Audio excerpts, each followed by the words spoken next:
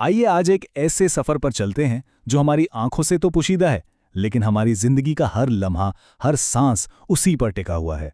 ये कहानी है एक ऐसे गुमनाम सिपाही की जो हमारे ही अंदर मौजूद है। ये सवाल सुनकर हैरानी होती है ना? लेकिन ये कोई ख्याली कहानी नहीं है। ये वो सिपाही हैं जिनकी ना कोई आवाज़ है, ना कोई शक्ल नज़र आती है, लेकिन अगर ये एक लम्हे के लिए भी अपना काम छोड़ दें तो जिंदगी की गाड़ी वहीं रुक जाए। जी हाँ, खरबों। ये इतनी बड़ी तादाद है कि इसका अंदाज़ा लगाना भी मुश्किल है। हमारे जिस्म के अंदर एक पूरी मुनज़्ज़म कायनात काम कर रही है और हमें उसकी खबर तक नहीं। तो इस सिपाही की कहानी शुरू कहाँ से होती है? चलें वहीं से देखते हैं, उसकी पैदाइश से। तो जनाब, हमारे इस सिपाही का नाम है रेड ब्लड सेल। और ये पैदा कहाँ होता है? हड्डियों के गोदे के गहरे अंधेरे में। सोचें जरा, एक ऐसी फैक्ट्री जो हर लम्हा जिंदगी बना रही है। यहां ये सिपाही जन्म लेता है, तन्हा, न माँ का पता न बाप का।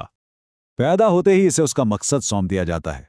कोई ट्रेनिंग नहीं, कुछ नहीं, बस एक ही काम, जिंदगी को जिंदा रखना। और इसकी बनावट, इसका डिज़ाइन क्या कमाल का है, जो इसे ऑक्सीजन पकड़ने में मदद देता है। ये सब कोई इत्तेफाक तो नहीं हो सकता है ना? ये तो अल्लाह की कामिल हिकमत का एक छोटा सा नमूना है। और जैसे ही ये बनता है ना, फौरन इसे अपने पहले और सबसे अहम मिशन पर भेज दिया जाता है। ना कोई आराम, ना कोई ट्रेनिंग, सीधा ड्यूटी पर।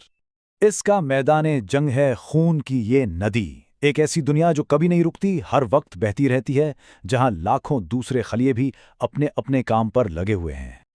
और बस यहां से शुरू होता है इसका अजीम सफर।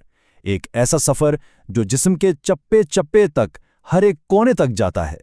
इसका मिशन बड़ा सीधा सा है, लेकिन इंतहाई अहम। सबसे पहले तो ये फेफड़ों में जाता है, वहां से जिंदगी की गैस यानी ऑक्सीजन उठाता है। फिर दिल, जो एक जबरदस्त पंप की तरह काम करता है, उसे पूरी ताकत से आगे धकेलता है। और फिर ये सिपाही निकल पड़ता है, हर एक खलिए तक जिंदगी का ये पैगाम पहुंचाने।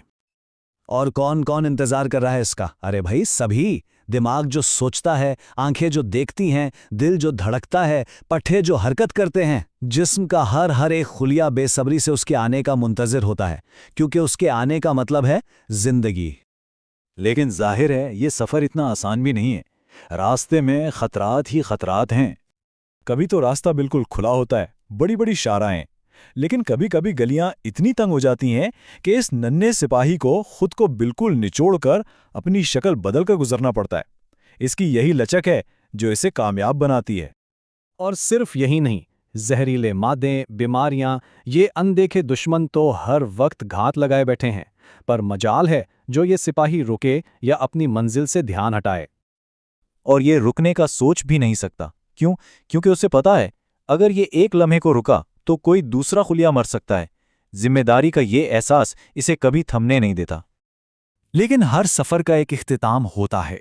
दिन रात मुसलसल काम करने के बाद आखिरकार इस सिपाही की जिंदगी भी अपनी मंजिल को पहुंचती है। सिर्फ 120 दिन, बस इतनी सी जिंदगी है सिपाही की।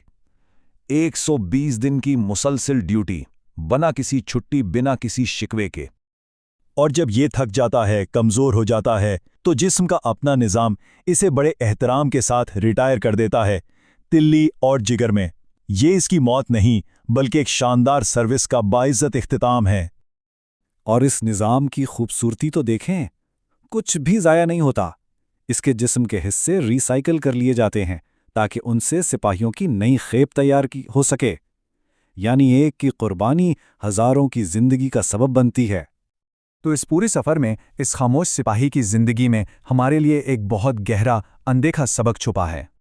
और सबक बहुत सीधा सा है, बस खामोशी से अपना फ़र्ज़ निभाते रहो, अपना मकसद हमेशा बड़ा रखो, और ये समझो कि ये ज़िंदगी एक अमानत है, जहां हर चीज़ एक अजीम मंसूबे का हिस्सा है। तो बस अगली बार जब सांस अंदर खींचें तो एक लम्हे के लिए ज़रूर सोचिएगा इस नन्हे सिपाही के बारे में, जो ठीक उसी वक्त हमारे अंदर अपनी ड्यूटी पर मौजूद है। ऐसा कामिल निज़ाम, ऐसी हिकमत और ऐसी बेलौस खिदमत, इस पर बस एक ही लफ्ज़ ज़बान पर आता है, सुब्हान अल्लाह।